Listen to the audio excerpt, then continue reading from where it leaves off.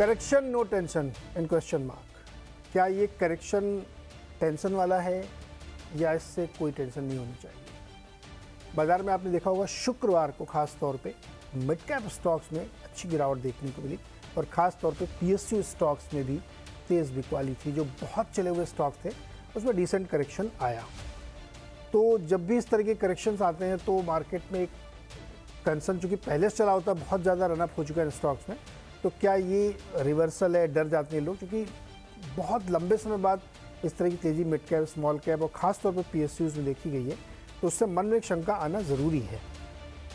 Plus हमारा market भी जो क्यूज़ ले रहा है कि दिग्गज फ्रंट लाइन बैंक्स नहीं चल रहे हैं, आईटी में एक थोड़ा रनअप आया है, तो एक चर्निंग भी हम लोग देख रहे हैं और रिजल्ट सीजन मिक्स गया है। कुछ के बहुत अच्छे रिजल्ट थे, कुछ के काफ़ी ख़राब रिजल्ट थे।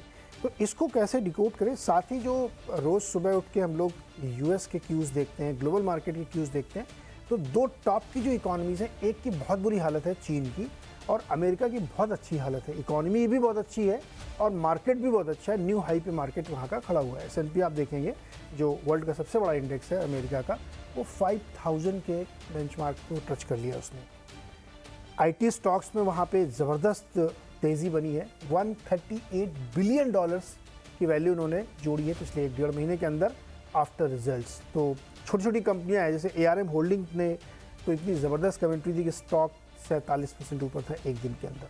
तो एक दुनिया का बड़ा देश बहुत तेज़ी में, एक दुनिया का बहुत बड़ा देश सेकंड नंबर का बहुत बुरी हालत में, और बीच में हम भारत जो है एक शानदार रैली राइड कर रहे हैं, mid cap small cap led by सरकारी कंपनियां। तो कैसे समझा जाए? क्या ये वाकई बहुत बड़ी चिंता की बात होने वाली है? ट्रेंड रिवर्सल है क्या है? और यूएस मार्केट से क्या कोई एक बड़ी कंसर्न आगे बिल्ड हो सकती है क्या? इसी को आज हम लोग डिकोड करेंगे 3 तरीके से। अमेरिका का मार्केट समझेंगे, फंडामेंटल समझेंगे, भारत के मार्केट और फंडामेंटल्स को समझेंगे, और साथ ही चार्ट के ज़रिए भी इसको समझने की कोशिश करेंगे कि कहाँ पे चार्ट बता रहा हमें कि रेड सिग्नल है या अभी भी चलते रहने के संकेत बने हुए हैं। हमारे साथ जो मेहमान, मैं आपका परिचय करा देता हूँ। मेरे साथ अनुराग सिंह जुड़ रहे हैं अमेरिका से, जो एनसेट कैपिटल के फाउंडर और CIO हैं। उनसे पूरा डिटेल में समझेंगे कि यूएस में चल क्या रहा है। सर्वेंद्र श्रीवास्तव जी हैं, जाने माने टेक्निकल एनालिस्ट हैं और चार्ट रीडिंग बहुत अच्छी करते हैं और ट्रेंड लाइन को बहुत अच्छे से पकड़ लेते हैं सर्वेंद्र जी। तो इनसे यूएस के भी चार्ट देखेंगे और भारत के तो समझेंगे ही। साथ ही मेरे साथ अभिषेक जी हैं और भारतीय बाज़ारों में बड़े इन्वेस्टर के तौर पे हैं और बड़ी अच्छी पकड़ है इनकी मार्केट की ट्रेंड को समझने की, इंडियन मार्केट की। तो मैं आज इंडियन मार्केट से शुरू करूंगा अनुराग जी, फिर आपके पास आऊँगा। पहले इंडियन मार्केट में अभिषेक की जो हुआ शुक्रवार को, खास तौर पे PSU की रैली में एक ब्रेक लगा, ठीक ठाक लोगों ने प्रॉफिट बुक किया। क्या ये रिवर्सल है या एक डिसेंट करेक्शन और हेल्दी करेक्शन है? इसको कैसे लिया जाए? मुझे लग रहा है नीरज जी एक दिन का इवेंट नहीं है। एक दिन में इवेंट, क्योंकि थोड़ा शानदार तरीके से हमने वेलोसिटी देखी अनएक्सपेक्टेडली, क्योंकि ब्रॉडर मार्केट्स पॉजिटिव में है और ये थोड़ा सा अगेंस्ट अ ट्रेंड चला गया। मुझे लग रहा है ये कंटिन्यू हो सकता है। जिस तरह की रैली हमने रिसेंटली देखी है इन तरह के सेक्टर्स एंड स्टॉक्स में, मुझे लग रहा है कि कहीं ना कहीं चीज़ें थोड़ी फंडामेंटल से आगे जा चुकी है। लोग ज़्यादातर ग्रोथ को लेके चेस कर रहे थे एंड ग्रोथ को जस्टिफाई करते हुए इन स्टॉक्स में बाइंग हुई, बट कहीं ना कहीं मुझे लग रहा है कि वैल्यूएशन का भी एक गैप है जो अभी अराइज हो रहा है। एकाएक आप इतने सालों की जर्नी एक साथ नहीं कर सकते, कुछ पॉज होगा। सो मुझे कहीं ना कहीं लग रहा है कंसोलिडेशन, एंड उस कंसोलिडेशन में कुछ समय के लिए हो सकता है कि जहाँ पे एक बड़ी रैली हमने देखी है पास्ट में, वहाँ पे कुछ हमें करेक्शन देखने को मिल सकता है। तो ये मेरी राय बनती है यहाँ पे। तो प्राइस करेक्शन भी देखेंगे और टाइम करेक्शन भी देखेंगे, या एक प्राइस करेक्शन के बाद फिर लंबा टाइम करेक्शन होगा? सो ब्रॉडर बेस में खराबी मार्केट में क्योंकि नहीं है एज सच कि हम ये कहें कि पूरा मार्केट ही टॉप अप हो चुका है, मुझे लग रहा है शॉर्ट टर्म के अंदर में एक बार के लिए तो थोड़ी सी प्राइस करेक्शन आनी है एंड वो फिर आके एक बार के लिए कंसोलिडेट होंगे जब तक कि नई गवर्नमेंट नहीं आ जाती और उस गवर्नमेंट के आगे जो बजट का नेक्स्ट प्लान होगा वहाँ पे फिर हम आगे नया ट्रेंड उसमें दे सकते। तब तक एक्चुअली मार्केट के लिए कोई भी नया एक्शन ही नहीं है जिसको लेके ये रैली कंटिन्यू हो, इसलिए कंसोलिडेशन मुझे लग रहा है जैसे कि हर मार्केट में होता ही है। मेरे हिसाब से ये एक टाइम है जो लॉजिकली दिख भी रहा है कि क्यों मार्केट कंसोलिडेशन में जा सकता है और हम देखें तो एफआई की भी ज़्यादा सपोर्टिव नहीं है भाई, बिल्कुल नहीं। अभी तक डीआई को ही लेके हम देख रहे हैं या जिस तरह के एसआईपी के फ्लोज को देख के बात कर रहे हैं, वही हमारा एक फ्यूल है। एंड लार्जली तो जो बड़े इन्वेस्टर्स हैं वो तो डेफिनेटली कंसर्न है, और अगर वो वैसा है तो definitely shift in the portfolio allocation या सेक्टर चर्न बिल्कुल हो सकती है। एक सवाल और, चूंकि हम लोगों ने देखा कि ये rally mid cap, small cap और पीएसयू स्टॉक्स ने लीड की है, छोटे सरकारी बैंकों ने, रेलवे ने, इंफ्रास्ट्रक्चर ने, इन तमाम स्टॉक्स में, डिफेंस के स्टॉक्स में रैली है, और ये रैली पिछले 1.5-2 साल से चल रही है। तो जब भी ऐसे बीच बीच में 1-2 बार और हुआ, करेक्शंस आए, तो लोगों ने कहा कि शायद यहाँ पे रुक जाएगा, और उसके कुछ दिन बाद हम देखते हैं फिर रैली चलने लगती। तो जो इन्वेस्टर है उसको लगता है कि नहीं, ये पॉज था, फिर चलेगा। क्या ये मेंटालिटी बार बार जो लोग टेस्ट कर रहे हैं, क्या ना नहीं कुछ नहीं होता, कल तो फिर चलेगा, ये अब थोड़ा ज़्यादा रिस्क जोन में आ गई है? जो ना भेड़िया आया, भेड़िया नहीं आता यार कभी, वो एक दिन आ भी जाएगा, क्या वो हो सकता है? नीरज जी, तेज़ी के टाइम पे क्लासिक है, मैंने जब शुरू किया था 2007 में मेरा जो करियर था, तो 2008 की मंदी स्ट्रेट मैंने पूरी देखी थी। एंड उस समय में मुझे बहुत कैटेगरी याद है कि 2007 के एकदम एंड के अंदर में, बिफोर दिस 2008 क्राइसिस हैपेंड, उस समय भी एक ऐसी कुछ तेज़ी थी। 4 साल तक actually mid and small cap बहुत ज़बरदस्त तरीके से चले आ रहे थे, एंड ऐसा लग रहा था ये इनफेवरेबल है, ये गिर ही नहीं सकते। इस तरह की ब्लाइंड जो है तेज़ी देखने को मिल रही थी। And then we know what has happened. मुझे लग रहा है कि बास्केट के अंदर में कुछ क्वालिटी है जो जस्टिफाई कर सकते हैं फ्रेश बाइंग, और यहाँ से भी, मगर बहुत ऐसे भी स्टॉक्स हैं जो लग नहीं रहे हैं कि वो जस्टिफाइबल है। सो ब्रॉडर बेस पे अगर बात करेंगे तो मुझे लग रहा है वहाँ पे करेक्शन बनता है। हालांकि ऐसा कहकर सारी ही सेक्टर गिर जाएगी या सारे के सारे पीएसयू बैंक्स या पीएसयू सेक्टर गिर जाएगा, वो ज़रूरी नहीं है। और वो जो पॉइंट है जहाँ पे हमने देखा कि कई बार ऐसा थोड़ा करेक्शन आया और भाग गए, इसमें ये हुआ है कि सारे के सारे जो स्टॉक्स है उन्होंने सेम पैटर्न दिखाया, और मुझे अब लग रहा है कि यहाँ पे क्वालिटी जो है डिफरेंशिएट करेगी, जहाँ पे स्मार्ट इन्वेस्टर्स अब समझ जाएंगे कि कहाँ पे हमें निकलना है और कहाँ बने रहना है। एंड वहाँ पे जब एक बार कोर्स करेक्शन आएगा तो फिर ज़रूरी नहीं है कि वहाँ पे हम बाउंस बैक देखें। सो आई थिंक सो 2 बार ऐसा हुआ होगा जहाँ पे शायद ब्रॉडर कॉल, हमारे भी डिस्कशन में हमने कोई कॉल ली होगी और वो मार्केट की तेज़ी इतनी बड़ी रही है कि वो फ़र्क नहीं पड़ता है, बट अल्टीमेटली जब ये नीचे आता है तो it doesn't give you time, right. And आज का जो दिन था वो बिल्कुल वो क्लासिक एग्जांपल था जहाँ पे शायद कई लोगों ने सोचा नहीं होगा कि फ्राइडे के दिन ये हमने क्या देख लिया। तो I think so that is possible. डराने की आपको कोशिश नहीं हो रही है, लेकिन अलर्ट करने की ज़रूर कोशिश हमारी हमेशा रहती है कि आंख बंद करके आप नहीं कर सकते कि एकदम ब्लाइंड खेलते चले जाएं, वो नहीं हो सकता। आपको कहीं ना कहीं अलर्ट रहना पड़ेगा, क्योंकि एक झटके में जब वो लिफ्ट से नीचे उतरता है स्टॉक ना, तो फिर आपके लिए मौका नहीं होता, फिर आप फंस जाते हैं। तो उससे बचना चाहिए, और ये बीच बीच में जो छोटे छोटे वार्निंग सिग्नल्स हैं, इनको ध्यान से रीड करने की ज़रूरत है। अभी हम आगे और इसको डिस्कस करेंगे कि मैं ऐसी बात क्यों कह रहा हूँ कि वार्निंग सिग्नल्स हैं, क्योंकि मार्केट बहुत सारी चीज़ें प्राइस इन करता है। क्या क्या प्राइस इन कर लिया होगा उसने, ये हम लोग अभी थोड़ी देर में डिस्कस करेंगे। लेकिन पहले चलते हैं अनुराग के पास। अनुराग, अमेरिकी बाज़ारों में नो स्टॉपिंग है। फेड ने रेट नहीं काटा मार्च में, कोई फ़र्क नहीं पड़ता। क्रूड बढ़ के 81 आ गया, कोई फ़र्क नहीं पड़ता। जॉब डेटा बहुत अच्छा आ रहा है, कोई फ़र्क नहीं पड़ता है। तो क्यों इतनी तेज़ी है अमेरिकी मार्केट में? तो नीरज जी, देखिए, इसको समझते हैं 3 डायमेंशंस में। पहला ये है कि इंडियन मार्केट्स हो, यूएस मार्केट्स हो, मार्केट्स को ड्राइव करती हैं अर्निंग्स। और एज लॉन्ग एज अर्निंग्स अगर टिकी हुई हैं तो माहौल के हिसाब से मल्टीपल्स चेंज हो सकते हैं, लेकिन मार्केट्स देर सबेर रिकवर कर जाता है। S&P की अर्निंग्स करीब अगर हम देखें तो ये हुआ क्या, यूएस मार्केट में सडन रिकवरी हमें क्यों दिख रही है? अगर हम 2021 में जाएं तो करीब 18% की सेल्स ग्रोथ हुई थी, टॉप लाइन की बात कर रहा हूं। 22 में भी 10% की सेल्स ग्रोथ हुई, लेकिन यूक्रेन वॉर हो गया, फेड ने कहा कि रेट हाइक्स होगी, सब कुछ होगा, मार्केट्स में करेक्शन आ गया, लेकिन सेल्स ग्रोथ टॉप लाइन की 10% फिर भी हुई। 2023 में भी 3% की टॉप लाइन ग्रोथ हुई, लेकिन माहौल ये था क्योंकि फेड की रेट हाइक्स फ्रॉम 0 to 5.5% आ गई थी। द पॉइंट वाज के सूनर लेटर रिसेशन आ जाएगा और कंपनीज की अर्निंग्स फिर ड्रॉप हो जाएंगी, लेकिन वो ड्रॉप नहीं हुई। एंड देन फेड ने उससे पहले मोर और लेस पिवट कर दिया कि अब हम रिवर्सल की तरफ बढ़ेंगे, अब हम inflation broadly looks like it is on the right track. तो जाहिर है अगर आपकी टॉप लाइन बढ़ रही है और अर्निंग्स 220 230 पर एसएनपी की बनी हुई है, तो करेक्शन जो इन एंटिसिपेशन ऑफ रिसेशन था, वो करेक्शन पैन आउट नहीं हुआ, तो मार्केट ने क्विकली एक रिकवरी ले ली। सो ये एक ब्रॉड स्टोरी है, एंड आई थिंक इसको कोई भी डिनाई नहीं कर सकता है कि अगर अर्निंग्स गिरी ही नहीं है और अब तो रेट कट्स हैं आगे पीछे, और अगर सब समझिए कोई अगर कोई क्राइसिस भी आया तो फिर रेट कट्स और ज्यादा भी हो सकते हैं। तो जिसको बोलते हैं खतरे के बादल जो है वो छट गए, ये पहला ये पॉइंट है। दूसरे कुछ टेक्निकल पॉइंट्स हैं which are about 10-year yield, वो भी उस वजह से फेड ने जब से पिवट किया वो नीचे आ गया। लेबर मार्केट भी सॉफ्टन हो गया, जिससे ये खतरा भी चला गया कि इन्फ्लेशन बहुत तेजी से बढ़ सकता है। अनएम्प्लॉयमेंट अबाउट 4% पे आ चुका है यूएस का, इन्फ्लेशन तकरीबन काबू में है, वो हम बात कर ही चुके हैं। नाउ हैविंग सेड दिस, अभी भी मार्केट उतना कंफर्टेबल नहीं है। आप इंडेक्स लेवल पे देख रहे हैं तकरीबन 5000 एसएनपी पे, बट इसका 30% जो है, 30% of S&P is just coming from 7 companies.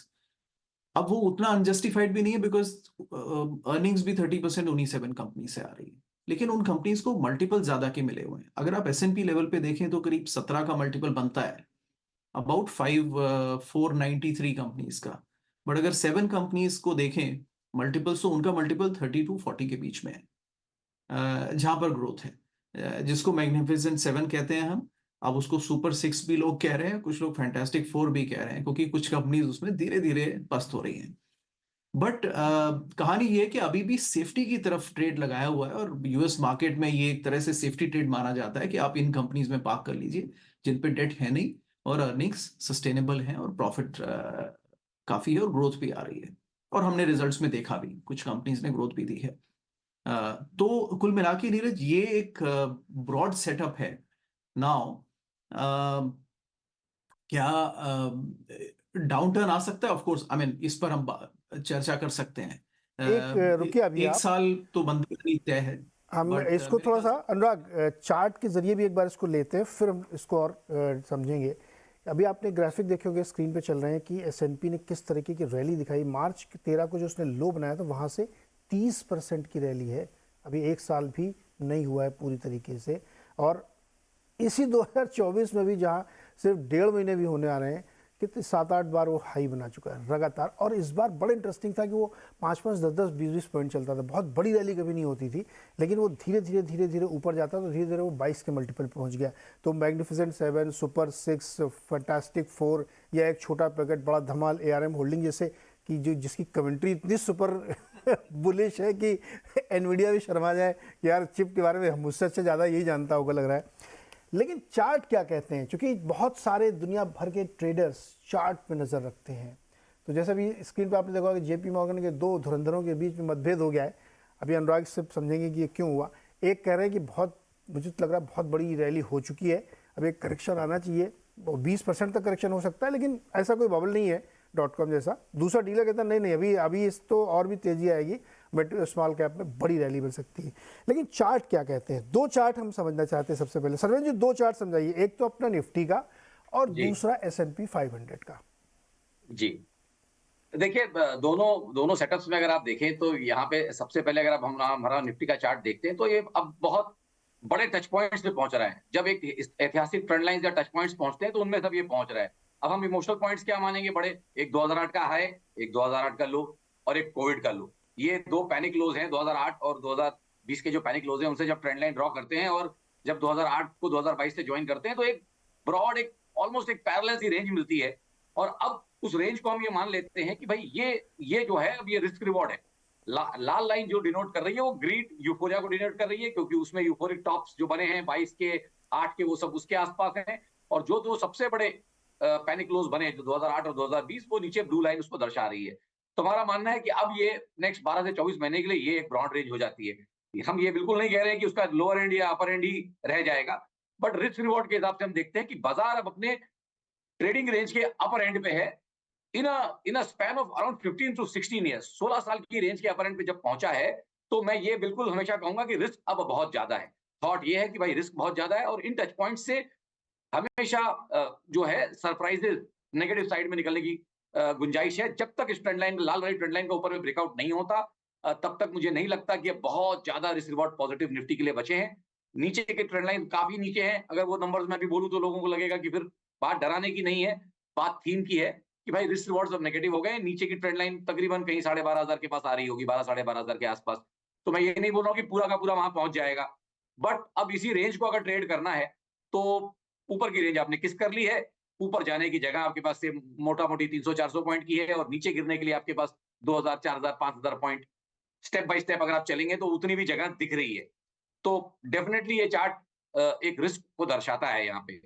और अब हम जब जाके इसमें S&P के चार्ट को भी जोड़ते हैं और हम देखते हैं कि भाई रिलेटिव परफॉर्मेंस क्या रही है, तो अब हमको जाके देखना है कि कोविड के हाई के बाद जो पहला इंपॉर्टेंट हाई बना वो यूक्रेन वॉर के पहले था, पूरे वर्ल्ड में साथ में बना, ऐसा नहीं है कि अलग अलग बना। सितंबर के आसपास 2021 में पूरे वर्ल्ड में एक टॉप बना, जिसमें S&P ने भी अपना टॉप रखा, यूएस के मार्केट ने रखा, इंडाइसेस ने रखा, और ग्लोबल सारे इंडाइसेस ने वहां पे सितंबर अक्टूबर के रेंज में सबने टॉप रखे, और निफ्टी ने, सेंसेक्स ने भी वहीं पे टॉप रखा।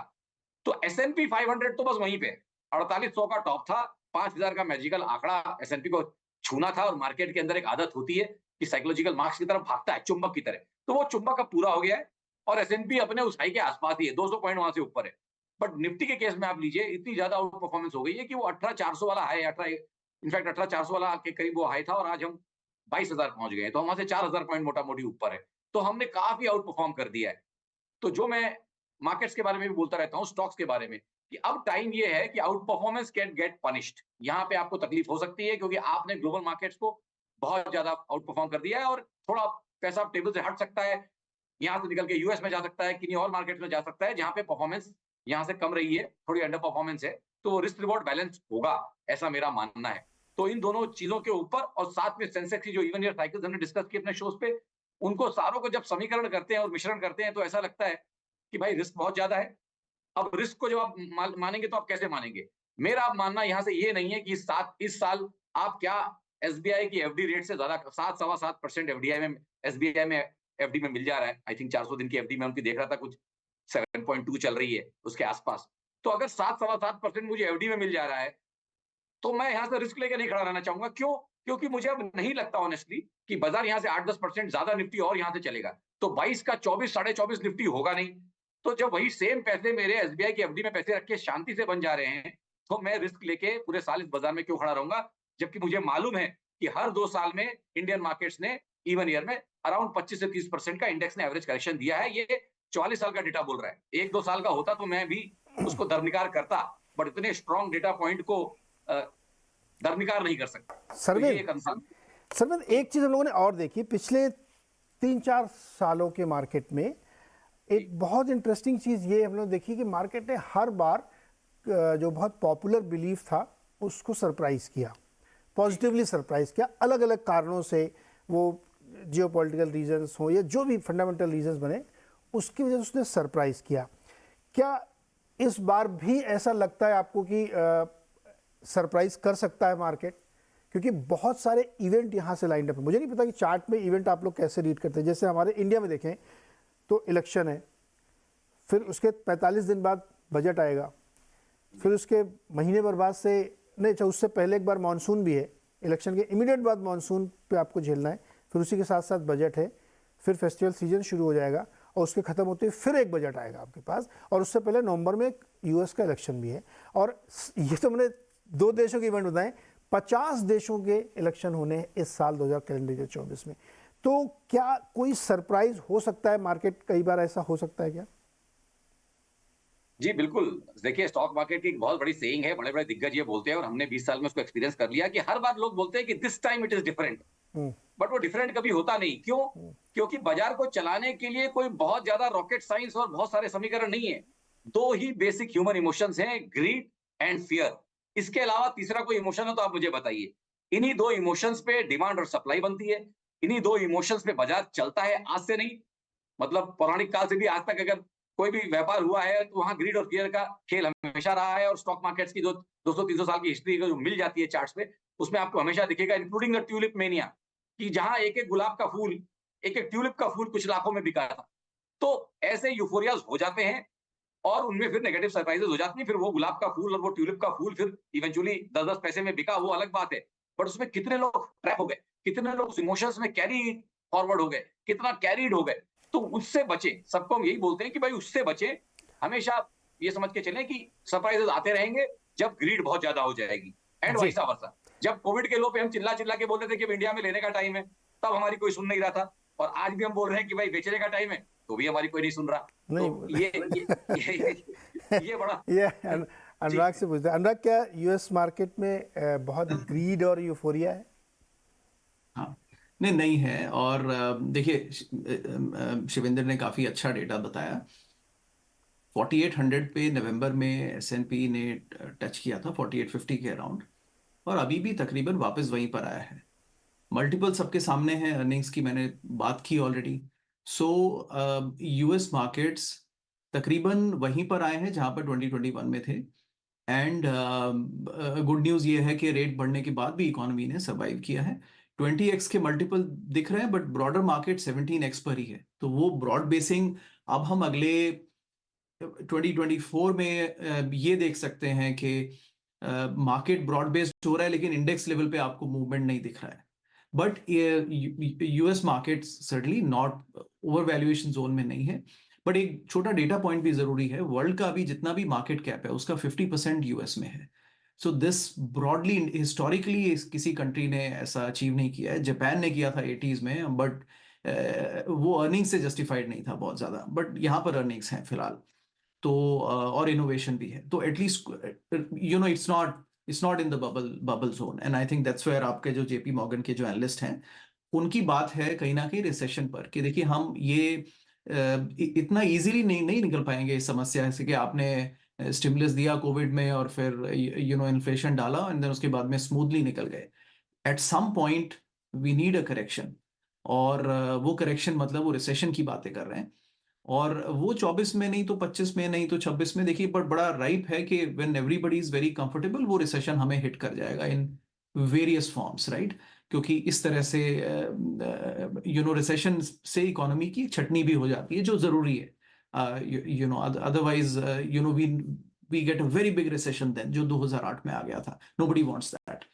तो एक तो ये बात हुई नीरज। तो बट आई थिंक दूसरा, शिवेंद्र ने एक और बात कही इंपॉर्टेंट। देखिए इंडियन मार्केट में वो 18 से ऊपर जब क्रॉस किया ना, मैं भी एक ये बात कहना चाहता था कि अब आप इंडियन मार्केट में कोई भी सेक्टर को फंडामेंटली जस्टिफाई नहीं कर सकते हैं।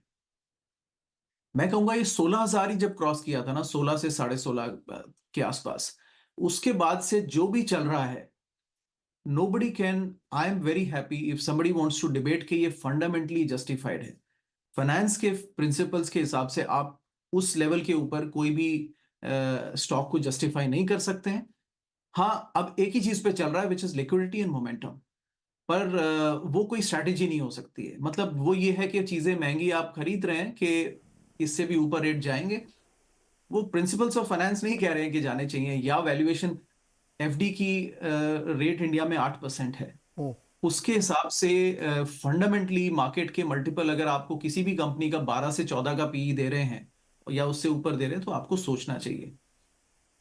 लेकिन यहाँ तो मतलब 30, 40, 50, 60 के पीई तक कोई सोचता ही नहीं है। तो अनुराग ये एक ऑर्डर अनुराग बताना जरूरी है। मैं इस पॉइंट को डिस्कस करना चाहता हूँ। मैं पहले अभिषेक को इसमें लेके आता हूँ। अभिषेक, अनुराग ने जो बात कही कि अब फंडामेंटल को जस्टिफाई करना बड़ा मुश्किल है, आप भी यही कह रहे थे अभी शुरुआत में। एक एंटीथेसिस मैं आपके सामने रख रहा हूँ, उसको मेरे को आप एक्सप्लेन करिए हमारे दर्शकों को। हमने पिछले 1-2 सालों में, 3 सालों में रादर, जो इकॉनमी में बदलाव किए हैं सरकार ने, वो इससे पहले हमने नहीं देखे थे। ठीक है, जैसे किसी ने नहीं सोचा था कि इंडियन डिफेंस सेक्टर में इतने बड़े बड़े चेंजेस किए जाएंगे। इंडियन रेलवे में ट्रिलियन रुपीस का खर्च किया जाएगा, कैपेक्स 10 लाख करोड़ कैपेक्स एक साथ 30% का राइज कर दिया।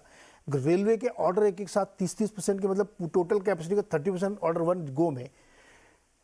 तो क्या मार्केट इन सब चीज़ों की डिस्काउंटिंग कर रहा है, इसलिए हमको ओवरवैल्यूएशन दे रहा है? आप ही लोग कहते हैं मार्केट 6-8 महीने साल भर आगे देख के चलता है, इसलिए ये दिख रहा है कि बहुत ज़्यादा महंगे स्टॉक मिल रहे हैं, क्योंकि इससे पहले किसी ने नहीं देखा। सारे इकोनॉमिस्ट को भी नहीं समझ में आ रहा कि इकॉनमी में जो बड़े चेंजेस किए गए हैं ये कैसे पैन आउट होंगे? क्या ये रीज़न है, इसका एंटीथेसिस ये हो सकता है क्या? देखिए, मार्केट के अंदर में ये जो उपलब्धियां हुई, अब ये डेफिनेटली एक पॉजिटिव ट्रिगर बन जाता है किसी भी सेक्टर के लिए, बिकॉज आपने हिस्टोरिकली ऐसा कुछ देखा नहीं और अब आपके पास एक विजिबिलिटी आ गई। उस विजिबिलिटी के तहत आपने कॉल लिया कि अब इसके एग्जीक्यूशन के बेसिस पे आपका fundamentally top line bottom line क्या होने वाला है, and therefore you price in the stock. तो हमने जो रैली भी देखी लार्जली, जहाँ पे स्टॉक्स एक साल के अंदर में हमने देखा है कि कैसे 3 से 8 गुना हो चुके हैं, वो प्राइमा फेसी इस तरह से है कि एक तो अंडर ओनरशिप रही है इस सेक्टर की largely by let's say professional investors, and second है कि इस सेक्टर में कुछ खास हुआ भी नहीं था इससे पहले। तो वो कैचअप गेम के अंदर में जो एक तरफा तेज़ी आई वो उसको वहाँ तक ही जस्टिफाई कर पाती है, मगर अभी भी इसकी आउटकम को अगर हम प्लान करें, बिकॉज ये सारी के सारी अगेन मैन्युफैक्चरिंग लेड है, एंड इसके आगे के क्या चैलेंजेस आ सकते हैं एग्जीक्यूशन में, मार्जिन में, वो सारी चीज़ें हमें देखनी है, इसके अंदर टाइम। सो कहीं ना कहीं अब वो बात है कि ये होगा, इस पर डिनाइल नहीं है, बट उसको लेके आप कितना प्राइसिंग कर ले वो एक इम्पॉर्टेंट चीज़ है। एक और ख़ास तौर से सोने के भाव में चांदी नहीं लेंगे, हाँ, अब एक तरह से कर सकते हैं, एकदम देसी लैंग्वेज में ना, कि ठीक है चांदी भी वैल्यूबल है लेकिन उसके लिए हम 60,000 रुपये तोले का भाव नहीं देंगे। आप इसको दूसरे तरह से बता सकता हूँ। देखिए, नॉर्मली क्या होता है कि मार्केट पार्लेंस में हमेशा 1 ईयर फॉरवर्ड की रेफरेंसिंग दी जाती है कि 1 ईयर फॉरवर्ड पे आप प्राइस टू अर्निंग क्या तो इंडेक्स का क्या देख रहे हैं या स्टॉक का क्या देख रहे हैं। इन दिनों में मैंने जब कुछ इंटरेक्शन किए तो कुछ लोग शायद आगे 3 ईयर फॉरवर्ड 4 ईयर फॉरवर्ड की बातें करने लग गए। तो होना ये है कि वो 4 ईयर फॉरवर्ड पे आपको सस्ता लगेगा और आप फिर आप बाई करने जाओगे और वो थीसिस आपकी जस्टिफाई करेगी।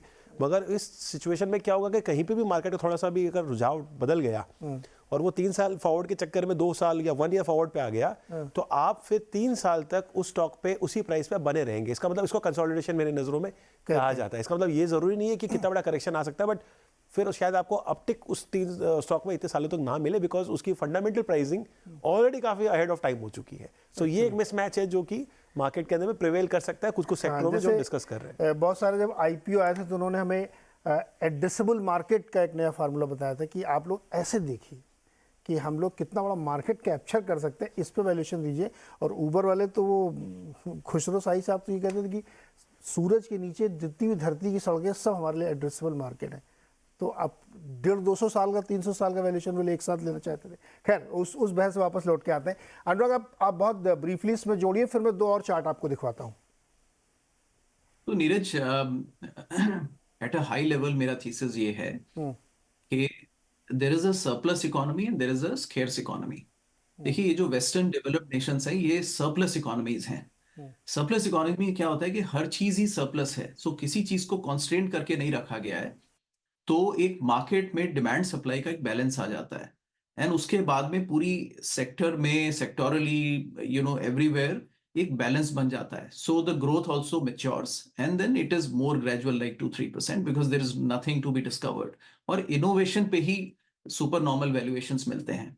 Economy like India, we have always been scarce, so supply कम है एंड डिमांड ज्यादा है, और वहां पर भी एक इक्विलिब्रियम होता है।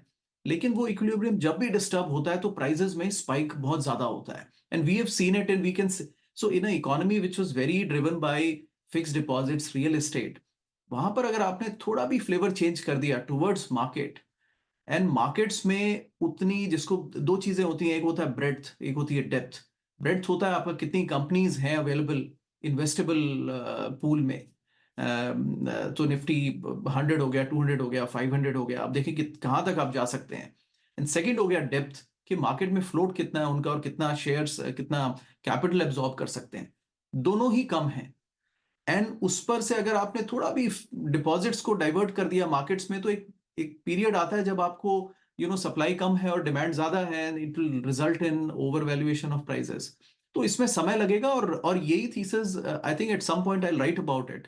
बट आपके होटल्स में कैपेसिटी नहीं होना, रोड्स पे ट्रैफिक होना, सिटीज में रियल एस्टेट और अच्छे मकान प्राइस पे नहीं मिलना, वो सब उसी kind of lack of planning and supply constant economy का नतीजा है, नीरज जी। परफेक्ट। अच्छा सरवेन जी, बैंक निफ्टी का चार्ट हमें आप समझाइए, क्योंकि हमारे जो फ्रंट लाइन बैंक्स हैं, जिन्होंने बहुत सारा वेटेज है जिनका बैंक निफ्टी में, वो अंडर परफॉर्म कर रहे हैं।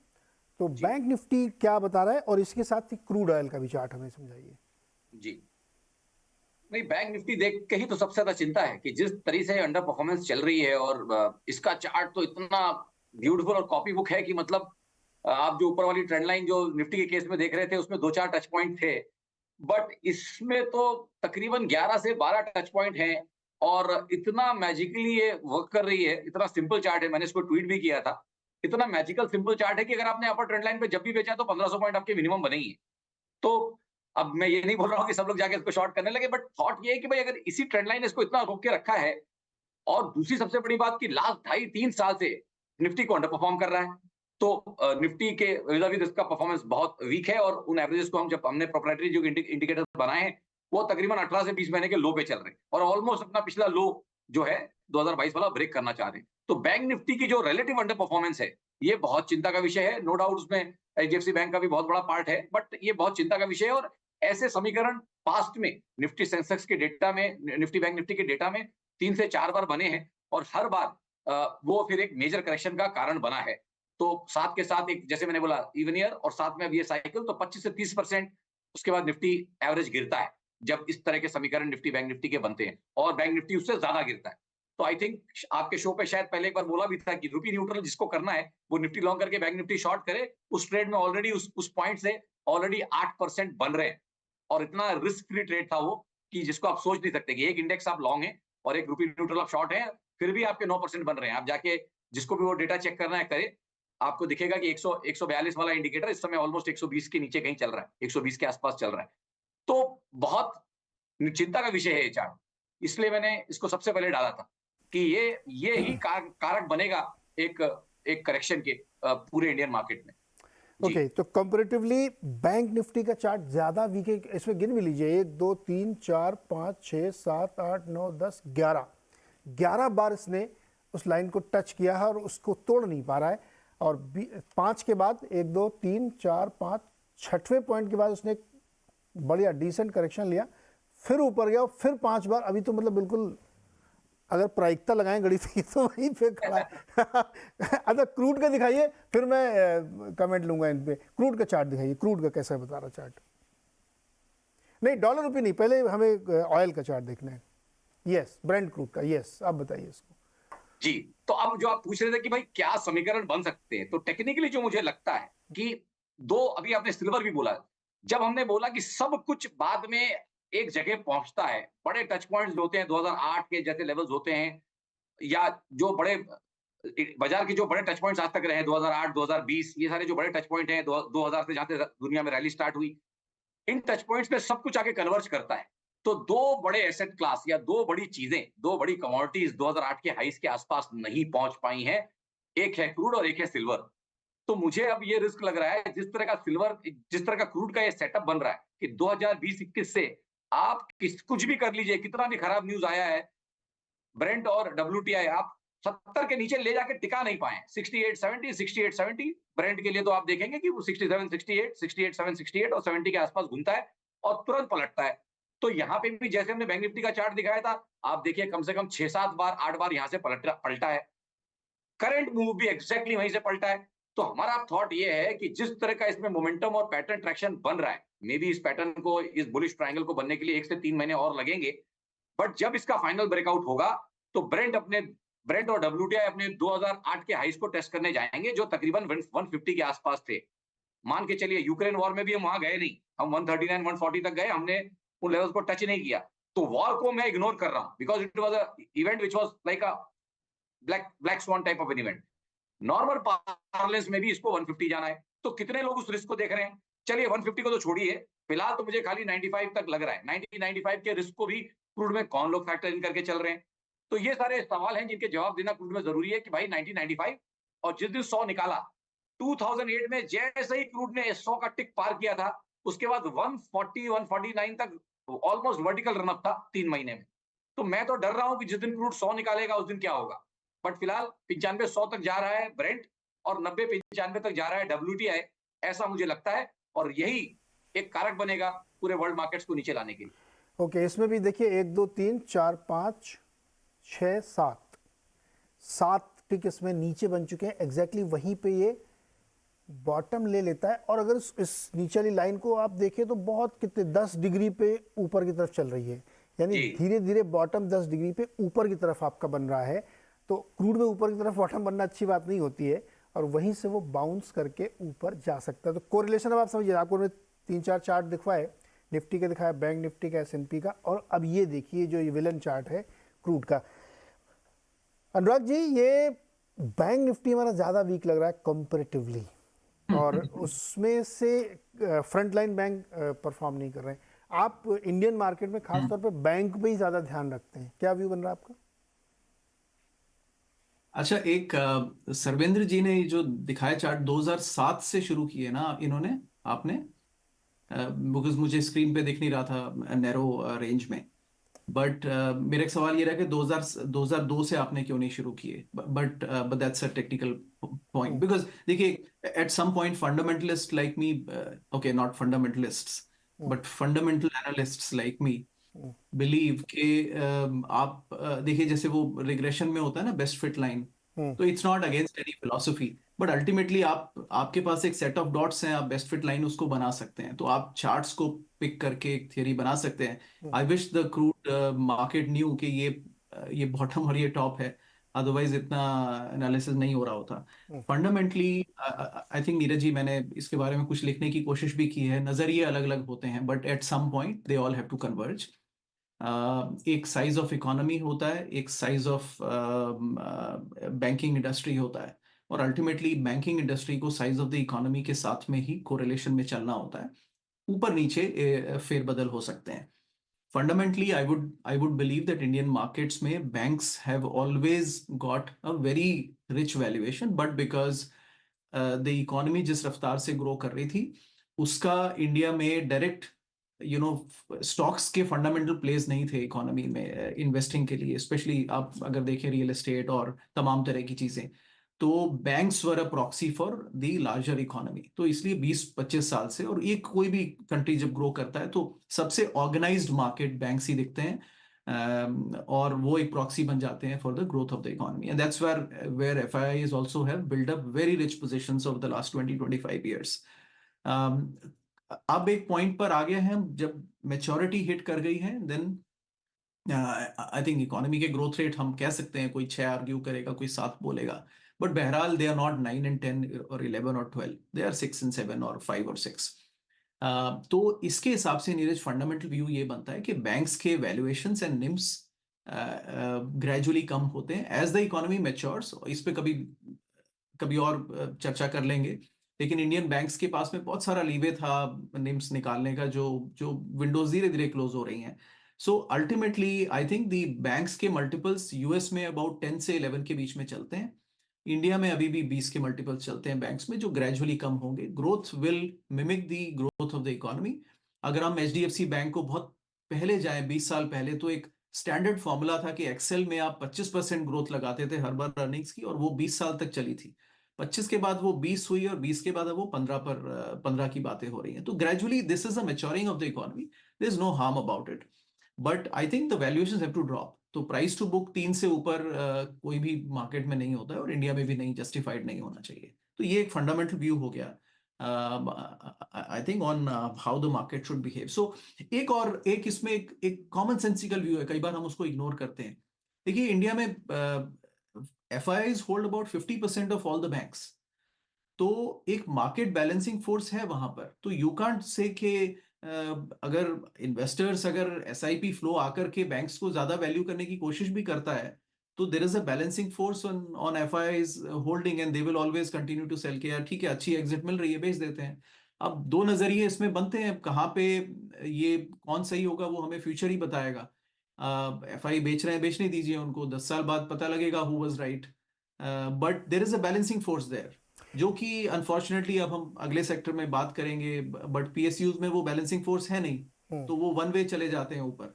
तो that's the limited view Neeraj that I wanted to kind of give a take on नहीं, मुझे एक छोटा सा ब्रेक लेना है, इसके बाद हम लौटेंगे ना, तो एक चार्ट और हम लोग डिस्कस करेंगे डॉलर रुपी का, साथ ही अभिषेक जी से और अनुराग से समझेंगे क्या हमारे frontline banks HDFC, axis, ICICI bank, आऊँगा आपके पास जाऊँगा, ये अभी भी महंगे हैं क्या? इनमें और भी करेक्शन हम देख सकते हैं क्या?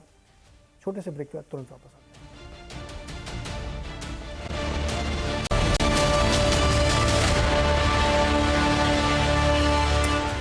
स्वागत है एक बार फिर से आपका आवाज़ अड्डा में। आज बहुत ही इंटरेस्टिंग एजुकेशनल चर्चा चल रही है। इस शो को आप सेव करके रख लीजिएगा, बार बार देखिएगा, क्योंकि इसमें बहुत सारी चीज़ें ऐसी हैं जो कालजयी हैं, अनंत काल तक आप उससे सीखेंगे।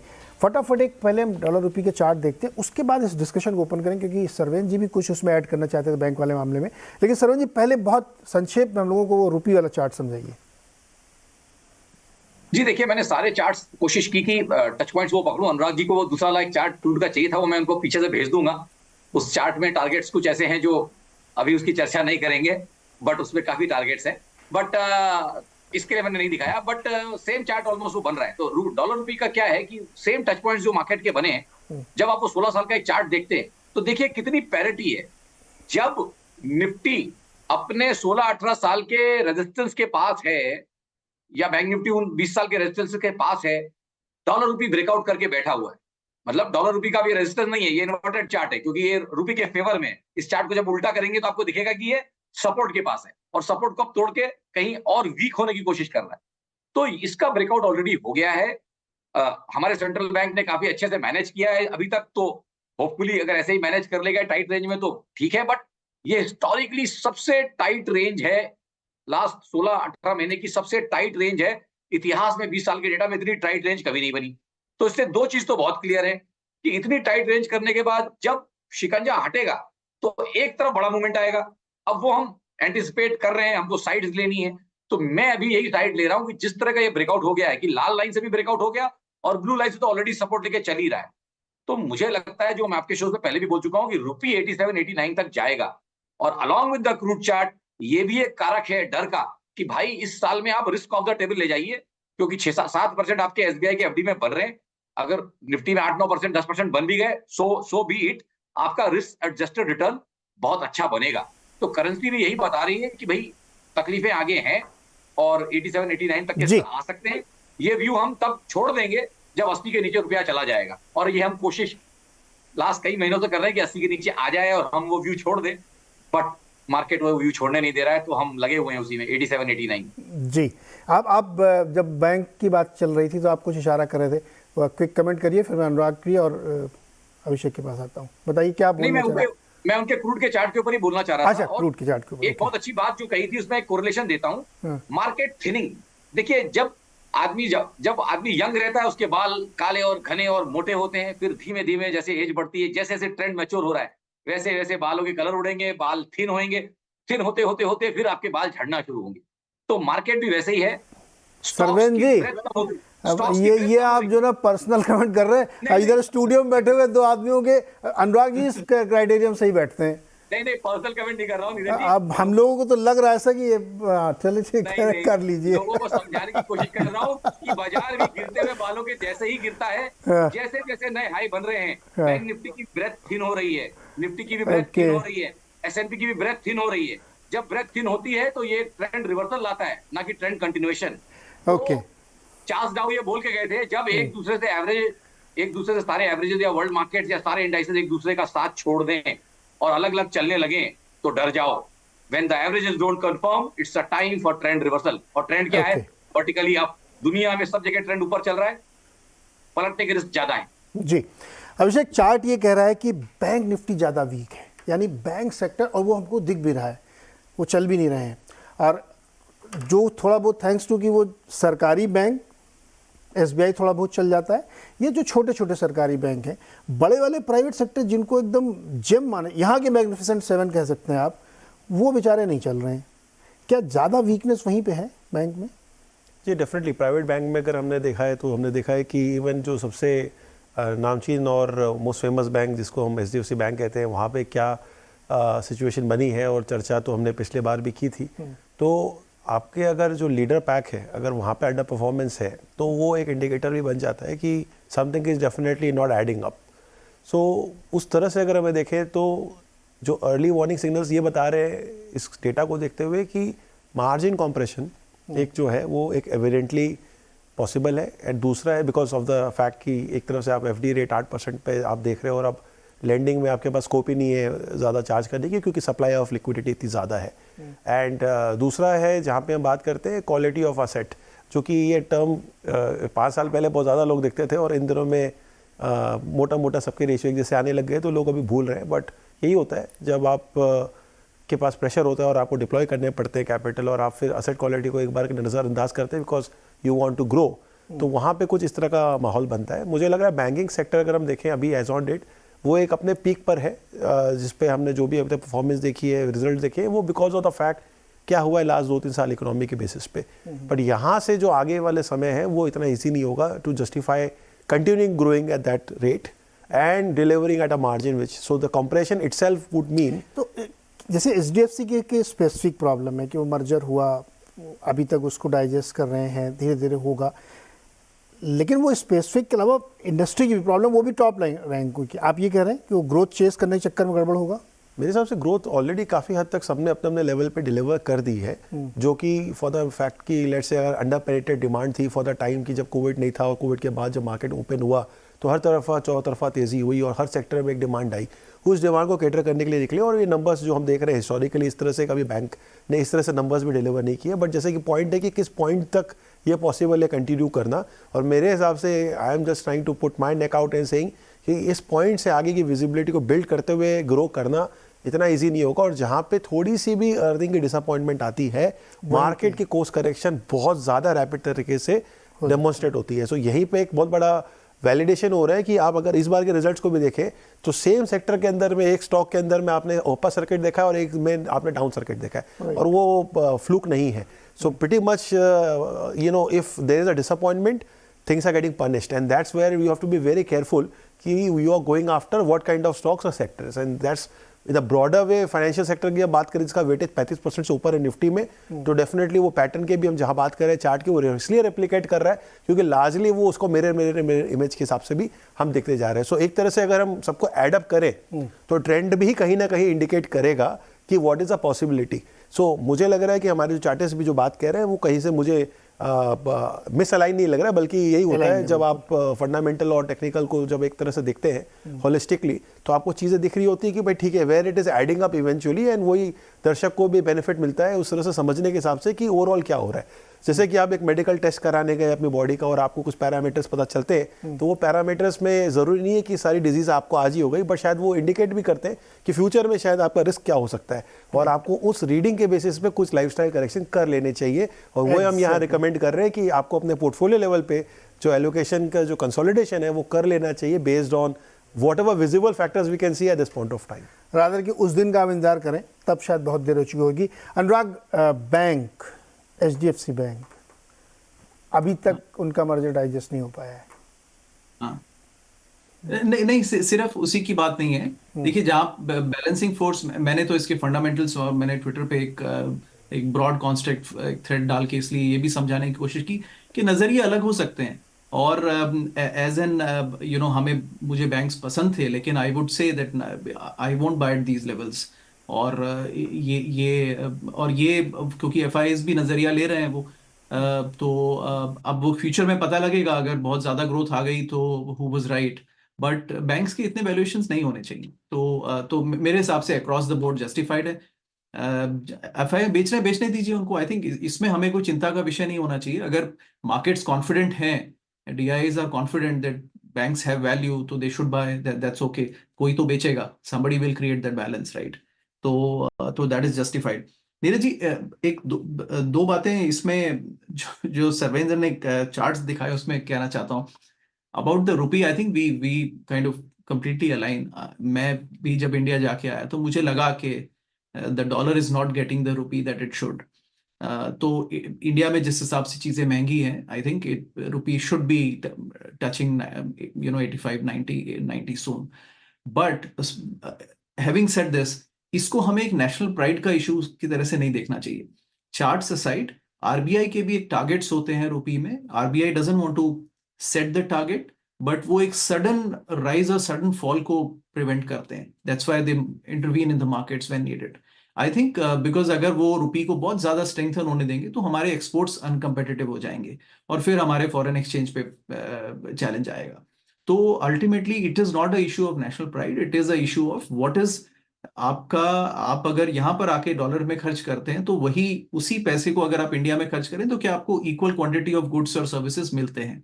मुझे ऐसा लगा नहीं मिलता है। और इंडियन मार्केट में जो जो महंगाई है वो उस हिसाब से है कि rupee should be worth more than 83 84 से तो आराम से ऊपर होना चाहिए। तो ये एक पॉइंट हो गया, but it is not a matter of you know. आप जापानीज येन को देख लीजिए, वो हमारे से भी नीचे वैल्यू है उसकी, but that doesn't stop Japanese economy to be the world's fourth largest third largest economy. तो एक ये पॉइंट हो गया। Second Neeraj ji, I think हम इस पे चर्चा नहीं कर पाए, बट पीएसयूज के बारे में एक छोटा कमेंट देना चाहता हूं।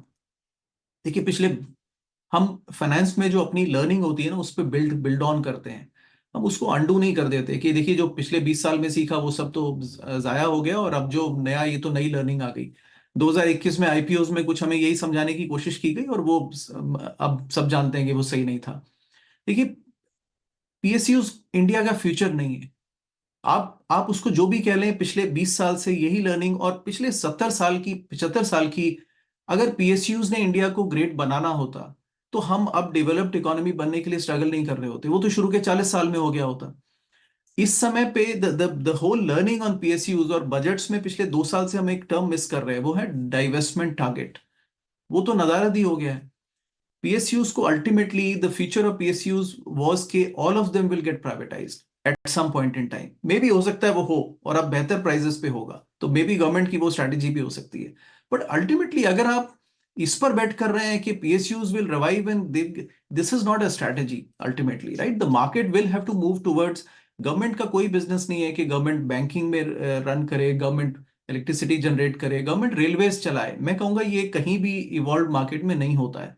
तो अल्टीमेटली इसको एक टेम्परेरी सेटअप देखें, but don't think that this is a strategy to go and PSUs will hold the future of India.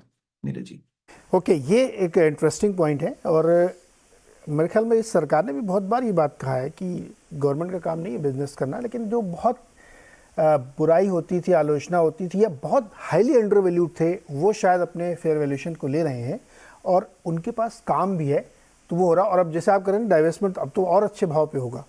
क्या ज़बरदस्त वैल्यूएशन हो गए अब, सही से जिसको कहते हैं कि डाइवेस्टमेंट ये होना चाहिए और हो गई। बहुत कम समय हमारे पास है, फाइनल कमेंट, ट्रेंड रिवर्सल या हेल्दी करेक्शन? मेरे हिसाब से मैं इसे हेल्दी करेक्शन कहूँगा। ट्रेंड रिवर्सल के लिए कुछ और डेटा पॉइंट्स जब हम देखेंगे आने वाले समय में, अगर वहाँ बदलाव होते हैं तब ये कॉल लिया जा सकता है। But as on date considering कि मार्केट की पोजीशन जहाँ पे खड़ी है और उस बेसिस पे अगर हम कमेंट करें तो एक बार के लिए ये हेल्दी करेक्शन ही कहा जाएगा और ये ट्रेंड कंटिन्यू हो सकता है। और ये करेक्शन बीच बीच में आते भी रहने चाहिए।